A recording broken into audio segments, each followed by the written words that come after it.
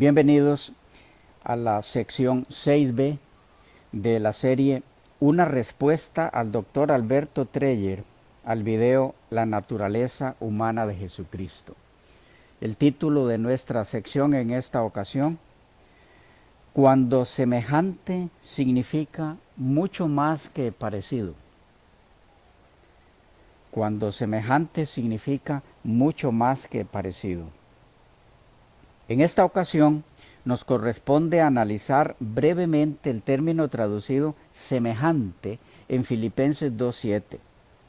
Como se mencionó en la sección anterior, 6a, los teólogos y otros expositores y defensores de la nueva teología en el área de la naturaleza humana de Cristo en el marco espiritual en la Corporación Adventista argumentan que el hecho de que en Filipenses 2:7 se diga que nuestro Señor al hacerse hombre lo hizo en forma semejante es un fuerte fundamento para la idea o concepto de que en su humanidad Cristo era solamente semejante a nosotros, los seres humanos caídos, aun si hemos nacido de nuevo. Es decir, que el texto diga que Jesús fue semejante a nosotros y no igual es suficiente evidencia de que la naturaleza humana que asumió el Hijo de Dios en la encarnación fue una diferente a la nuestra, caída sí, pero solo en los aspectos físicos conocidos como debilidades inocentes, tales como sueño, cansancio, hambre, sed, etc. En otras palabras, el argumento es como sigue. La naturaleza humana que asumió el Hijo de Dios al encarnarse en el vientre de María fue una naturaleza caída, pero solo en el área física, en cuanto a las debilidades inocentes se refiere. Y esto se ve claramente en el hecho de que el término empleado en Filipenses 2:7 para hacer alusión a dicha naturaleza es el término semejante y no el término igual, como debió haber sido si su naturaleza hubiese sido igual a la nuestra. Ese es el argumento, presentado vez tras vez por los defensores de la nueva teología en el campo de la cristología en la Corporación Adventista. A continuación, nuestra respuesta. Iniciemos en esta ocasión acercándonos al texto en sí. Filipenses 2:7 dice así: sino que se despojó a sí mismo, tomando forma de siervo, hecho semejante a los hombres. Versión Reina Valera del 60. Ese es el texto y ese es el término a estudiar en esta ocasión, el término semejante.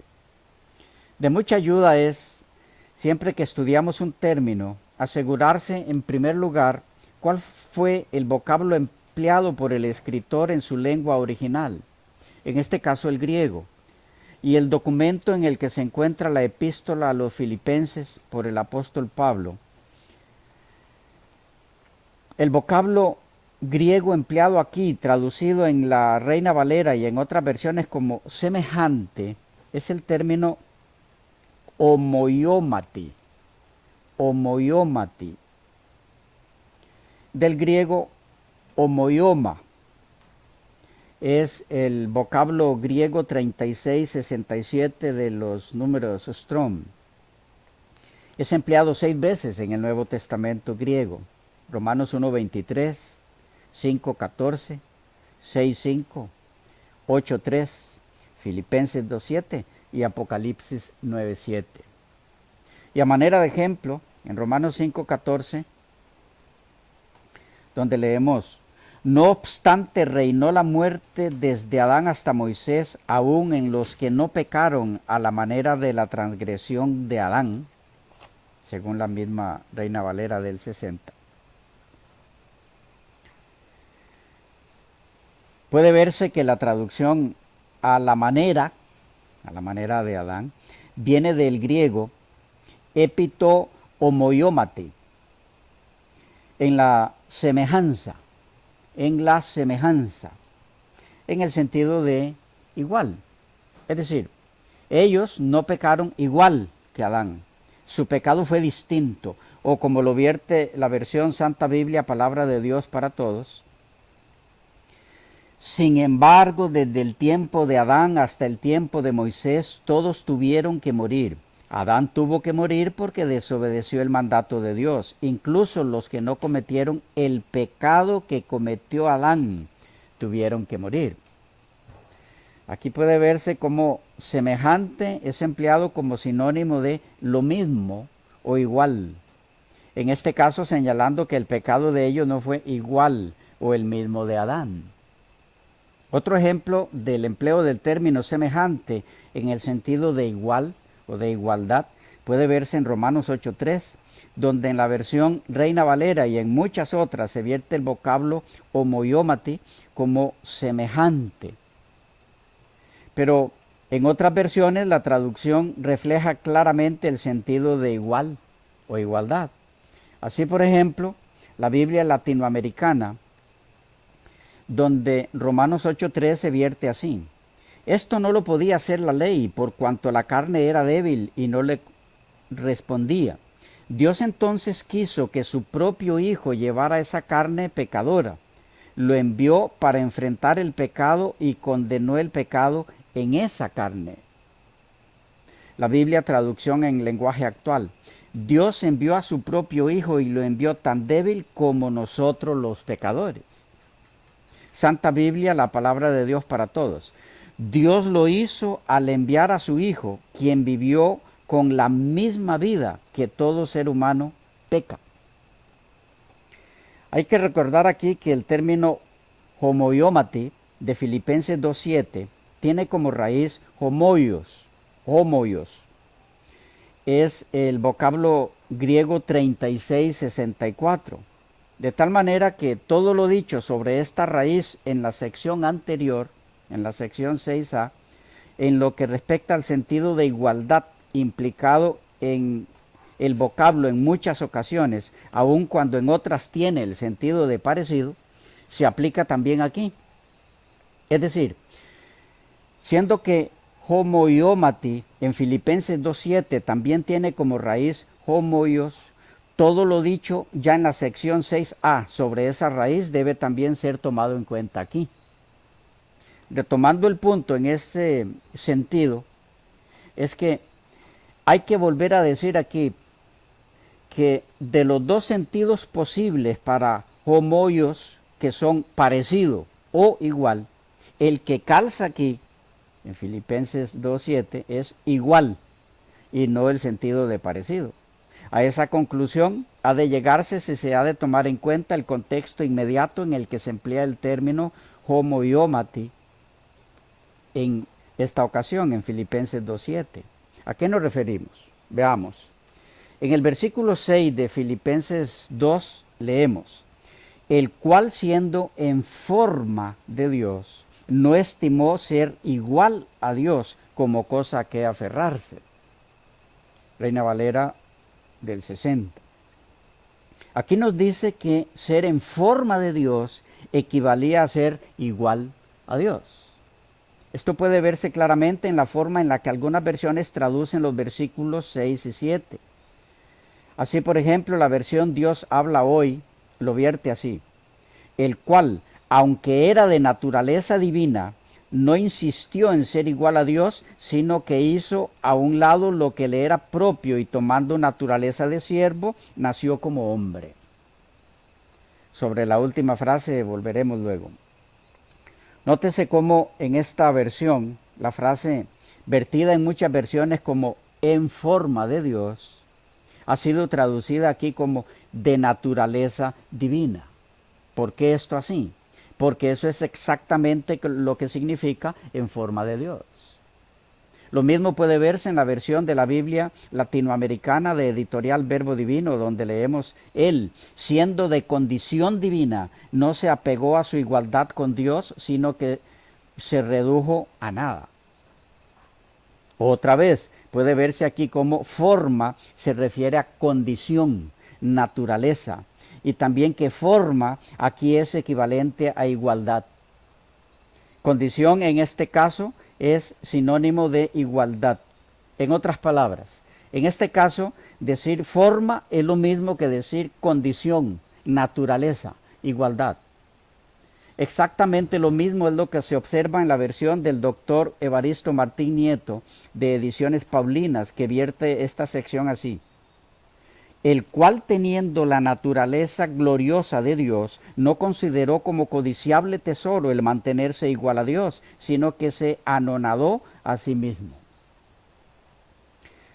Esta forma de traducir esta sección bíblica está totalmente acorde con el texto griego de donde vienen estos términos. Esto porque el vocablo griego de donde viene nuestra palabra forma es morfé. Es el vocablo griego 3444 de los números Strong y significa forma, naturaleza, aspecto. El doctor Evis L. Carballosa expresa que la palabra forma es de suma importancia en este pasaje. En el original, la palabra morfé, dice él, siempre significa una forma que verdadera y completamente expresa el ser que la representa. Dice Trench que morfé es la esencia de algo. Esta palabra no se refiere a la apariencia externa, sino a la vida interior. Es por eso que este versículo es prueba indubitable de la deidad de Cristo. Solamente Dios puede poseer las cualidades intrínsecas de Dios. Esto es lo que la palabra morfé implica. El bien avalado teólogo Charles C. Wright dice: esa existencia indefinida era en la morfé de Dios, la forma esencial, incluyendo la naturaleza total y la esencia de la deidad. Y allí concluye la declaración del doctor Carballosa. A.T. Robertson dirá: morfé significa los atributos esenciales tal como se muestra en la forma. En su estado anterior a la encarnación, Cristo poseía los atributos de Dios y así aparecía a aquellos en el cielo que lo vieron. Tenemos aquí una clara declaración de Pablo de la deidad de Cristo. Lo mismo se ve en la traducción empleada para Filipenses 2.6 en el Nuevo Comentario Bíblico San Jerónimo de Editorial Verbo Divino, donde se lee así: quien, pese a su condición que era divina, no consideró el ser como Dios algo de lo que aprovecharse como ganancia egoísta. L. Bonnet y Schroeder en su comentario dicen que los dos términos, forma de Dios e igual a Dios, no expresan dos atributos diferentes, sino que se complementan y se explican mutuamente.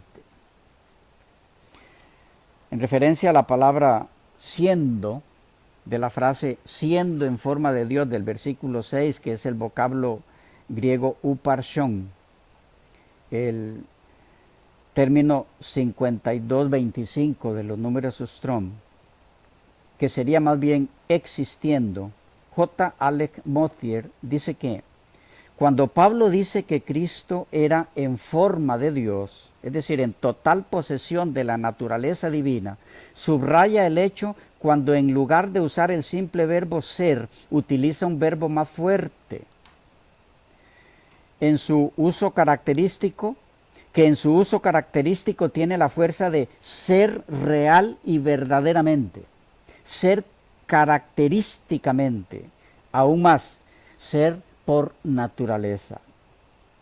En un pasaje como este, continúa diciendo este otro autor, donde es evidente que cada palabra ha sido pesada y medida, se puede asumir el significado completo del verbo. Él era Dios, real y verdaderamente, en su propia naturaleza esencial y personal.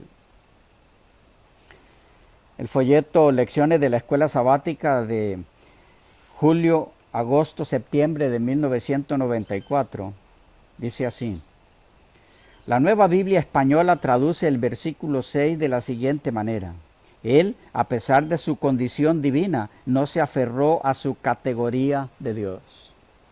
Frank Robbins supo expresar muy claramente este asunto al decir: la palabra griega que se traduce forma ocurre 3 veces en el Nuevo Testamento: Marcos 16:12, Filipenses 2:6 y 7. Continúa diciendo, la palabra connota realidad junto con apariencia, implica mucho más que semejanza. Se refiere a lo interior, lo esencial, lo esencial a la naturaleza de una persona o cosa. Pablo usó el término en el verso 6 para indicar que Cristo era Dios. Él poseía la misma clase de existencia que Dios posee. Cristo era Dios en su naturaleza, esencia y ser. Interiormente, Cristo poseía la naturaleza divina y exteriormente mostraba la gloria divina. Solo Dios puede ser en forma de Dios. Los seres humanos fueron hechos a imagen de Dios, pero las personas no son en forma de Dios. Habría sido difícil expresar en lenguaje humano más explícitamente la divinidad de Cristo. Y allí termina su declaración. Bien, podríamos continuar compartiendo declaraciones de otros expositores bíblicos, además de los ya citados, pero creemos que las mencionadas son suficientes para dejar claro lo siguiente. El término forma, morfe, aquí implica esencia interior, naturaleza real, mucho más que semejanza exterior. ¿Por qué es tan importante tener claro esto? Porque resulta ser que este mismo término, morfe, es el que se emplea en el versículo 7 de Filipenses 2. El versículo que de paso es nuestro texto en estudio en esta sección, dice así, sino que se despojó a sí mismo tomando forma de siervo, hecho semejante a los hombres. Reina Valera del 60. El vocablo griego del versículo 7 para forma es el mismo, exactamente el mismo del versículo 6, morfe. Lo que significa que si en el versículo 6 el término significa o implica la misma naturaleza, misma esencia interior, naturaleza real, etc., entonces el mismo término, pero ahora en el versículo 7 no puede significar algo distinto, menos aún cuando el término está en dos versículos continuos, seguido el uno del otro.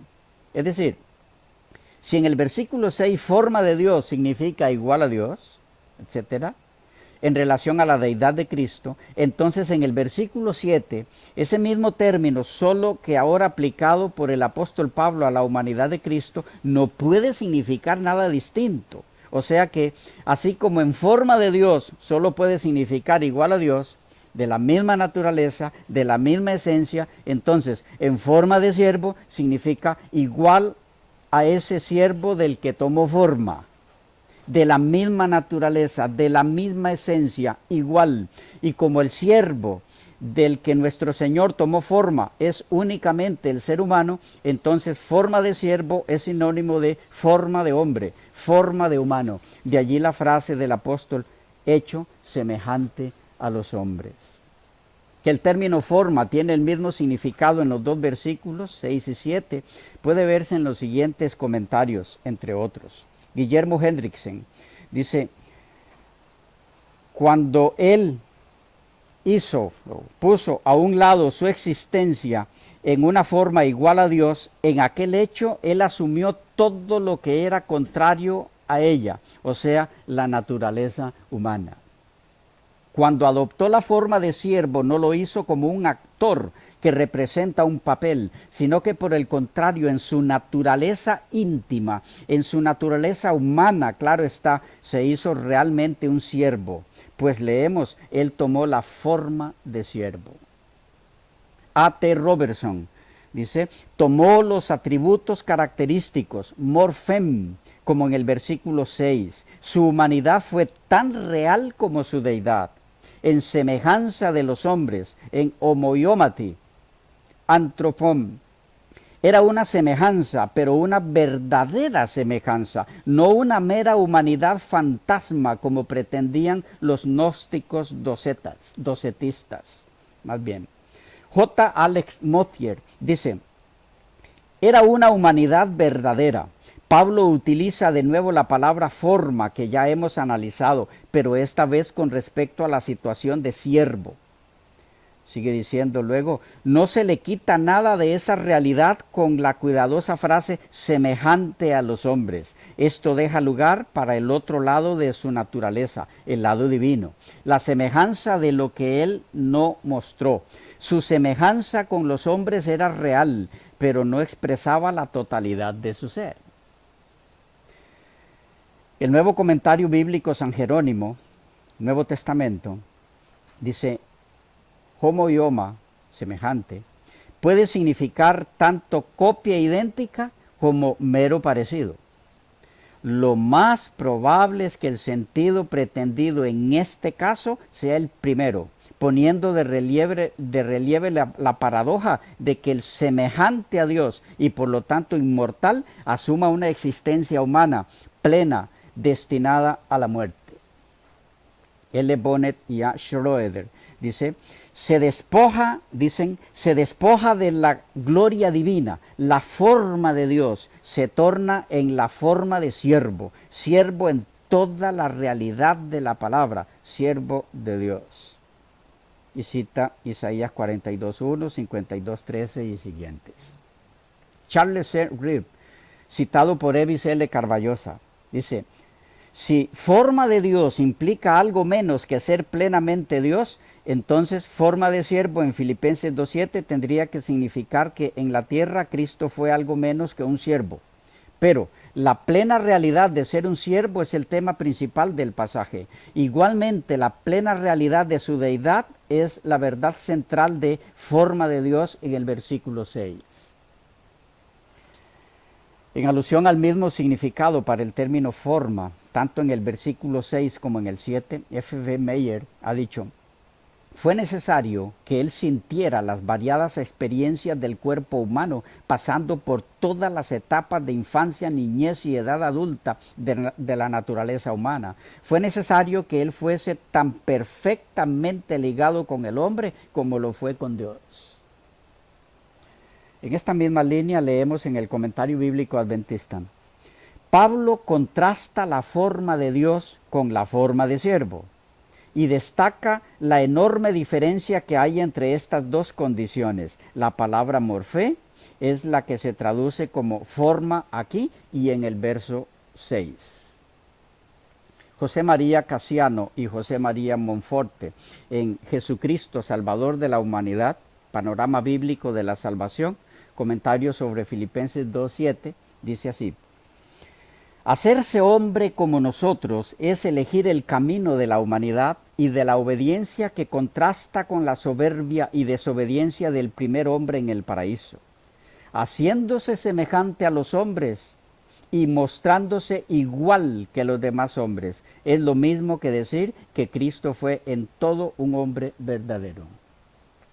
R.H. Fuller, en Fundamentos de la Cristología Neotestamentaria de Ediciones Cristiandad, dice que la encarnación ya ha quedado confirmada en el versículo 7a, b. No obstante, para salir al paso de cualquier posible error docetista en la interpretación del término homoioma, semejanza, de la cláusula precedente, vuelven a enunciarse las consecuencias del versículo 7a-b, a modo de recapitulación con las palabras aparecido en forma de hombre. El Redentor era realmente un hombre y apareció en la tierra como tal. Con todo, la expresión escogida cuidadosamente deja la puerta abierta a la idea de algo más dentro de la estructura humana. Se trata de alguien que en su origen ya preexistía, era igual a Dios. Este último aspecto, resaltado aquí por Fuller, es de mucha importancia. Nos referimos al hecho de que el que se recalque que era semejante al hombre o en forma de hombre, nunca es en el sentido de que le falta algo para ser igual que el hombre, sino en el sentido de que tiene algo que no lo hace idéntico en todo aspecto. Y ese algo que hace la diferencia es que ese que se hizo hombre ya era antes de ser hombre Dios. Era con Dios y era Dios. O como lo expresara Benjamin B. Garfield en El Señor de la Gloria, cuando el que era rico se hizo pobre, cuando el que era siempre y para siempre sigue siendo en la forma de Dios, se despojó a sí mismo tomando forma de un hombre, entonces, y de esta forma, pasó a ser hasta aquí inferior y sometido a este Dios, el Padre, cuya igualdad con él podía haber retenido en sus riquezas si lo hubiera preferido. Con el propósito de esta obra redentora es el mediador de Dios el Padre. Otra forma de decir lo mismo es la siguiente. Si el propósito del apóstol Pablo en Filipenses 2:7 era enseñar que Cristo en su humanidad era igual a nosotros como seres humanos caídos, regenerados, ¿por qué no usó el término igual? Y en vez de eso usó el término semejante, aun cuando semejante implique igualdad según el contexto. ¿Por qué fue que no lo hizo? Es decir, ¿no hubiera sido mejor usar el término igual en vez de semejante y así se evita interpretaciones ajenas a lo que en verdad él quiso expresar? Veamos. Si Pablo hubiera empleado el término igual en vez de semejante en Filipenses 2:7, tendríamos un gran problema teológico. ¿Cuál? Para que Cristo llegara a ser igual, idéntico a nosotros como seres humanos caídos, regenerados, tendría no solo que haberse despojado de su gloria, sino de su deidad misma. O sea, tendría que haber dejado de ser Dios, convirtiéndose en un humano idéntico a nosotros, pero no más que eso. Y tal cosa es imposible. Dios no puede dejar de serlo, no puede dejar de ser Dios. Ninguno de los miembros de la deidad puede dejar de serlo. Dios no puede dejar de ser, simplemente no puede. Es decir, si Pablo hubiera empleado el término igual en vez de semejanza, estaría diciéndonos que Cristo era completamente humano, sí, pero no más que eso. Pero como la realidad es que Él, aun cuando se hizo completamente humano, seguía siendo Dios, y eso no lo hace igual a nosotros, idéntico, sino semejante, porque no hay ningún otro ser humano que además de humano sea divino o Dios, entonces tuvo que utilizar el término semejante. Es precisamente en este sentido que Elena G. de White es clara en que en ese aspecto nunca debe presentarse a Cristo como completamente igual a nosotros. En ese sentido, del término semejante aplicado a Cristo en su humanidad, ese es el mismo sentido en el que Cristo es señalado por Elena de White como semejante a Dios, en otras de las declaraciones empleadas en esta serie de estudios. ¿Significa entonces que Cristo no era completamente igual a Dios? Porque Elena G. de White en algún momento declara que Él era semejante a Dios. Repito, ¿significa entonces que Cristo no era completamente igual a Dios? ¿Sí? Así es. ¿Por qué? ¿No suena eso a herejía, a arrianismo o alguna otra desviación cristológica? De ninguna forma. Porque así como Cristo es único entre los hombres, en el sentido de que Él es el único que además de ser hombre es Dios, de la misma forma Él es el único en la deidad, o es único en la deidad. ¿Por qué? Porque además de ser Dios, es el único entre ellos que es hombre. Y esto marca una gran diferencia en Él y los otros dos miembros de la deidad, sin que se elimine de Él lo más mínimo de su deidad o de su divinidad. Él es hombre 100% y Dios 100%. Su semejanza con Dios, según esta declaración de Elena G. de White, no implica en ningún sentido que falte algo en Él para que sea 100% divino, sino que además de ser 100% Dios, hay en Él una naturaleza que no hay ni en el Padre ni en el Espíritu Santo, la naturaleza humana. De igual forma, Él es 100% humano, pero hay en Él una naturaleza que no tiene ningún otro ser humano, la naturaleza divina. Vamos captando el punto. Sí, esta naturaleza divina se ofrece al ser humano, según 2 de Pedro 1:4. Dios ofrece implantarla en el ser humano, precisamente porque esa naturaleza no es parte de la naturaleza humana del hombre caído.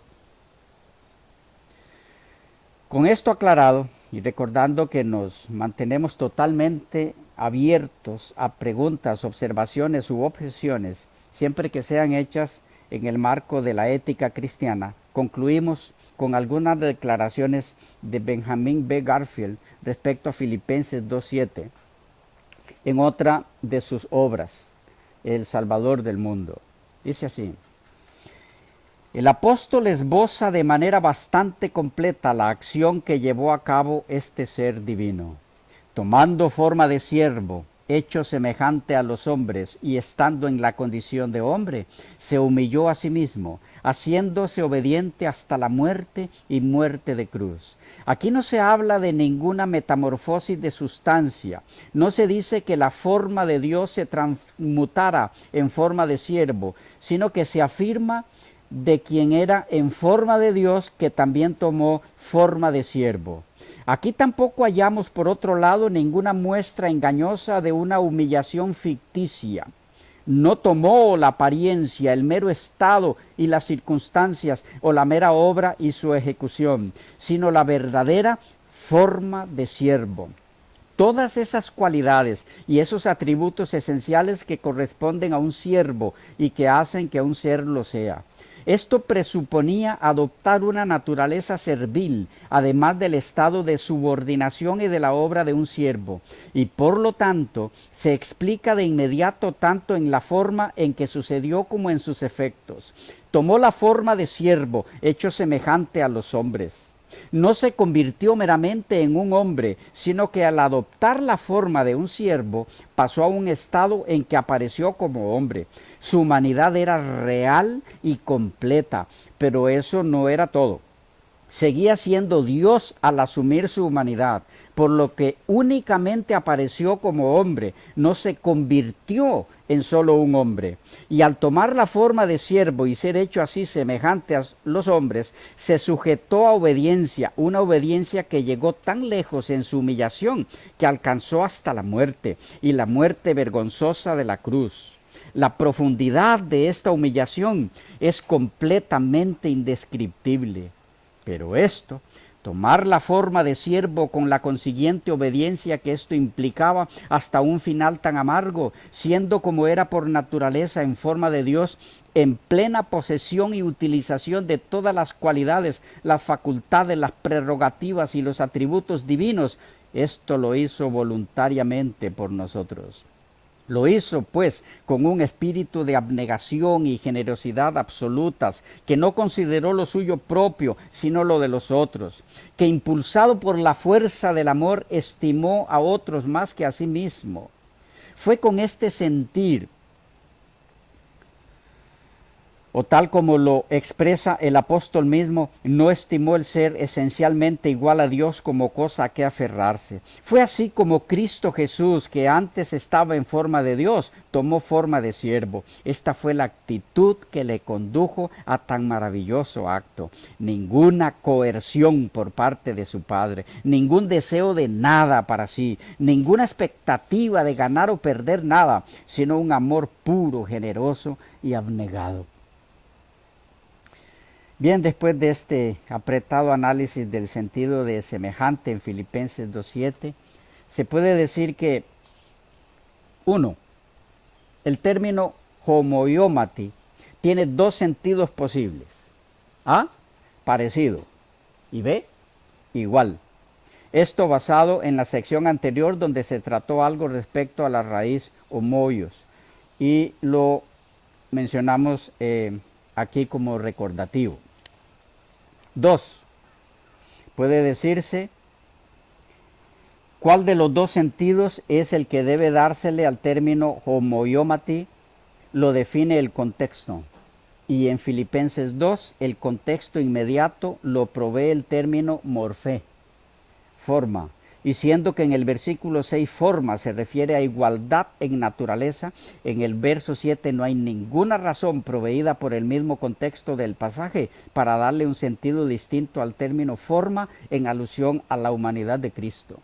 significando entonces que si forma de Dios quiere decir igual a Dios, de la misma sustancia y naturaleza, entonces forma de siervo en alusión al hombre quiere decir igual al hombre, de la misma sustancia y naturaleza, con las aclaraciones ya hechas sobre por qué no usó Pablo el término igual. 3. Por consiguiente, la posición de los teólogos y otros expositores representantes de la nueva teología en el área de la cristología, al enseñar que semejante en Filipenses 2.7 solo puede significar parecido, pero nunca igual o de la misma naturaleza, como lo recalca el Dr. Treyer en la página 14 de su documento, es una posición infundada que carece de bases bíblicas y ha de ser desechada si se quiere permanecer en la firme plataforma del escrito está. 4. El hecho de que el que era en forma de Dios se hizo en forma de siervo debe llevarnos a la más profunda gratitud y alabanza a quien estuvo dispuesto a renunciar a todo por redimirnos. A Él sea la gloria.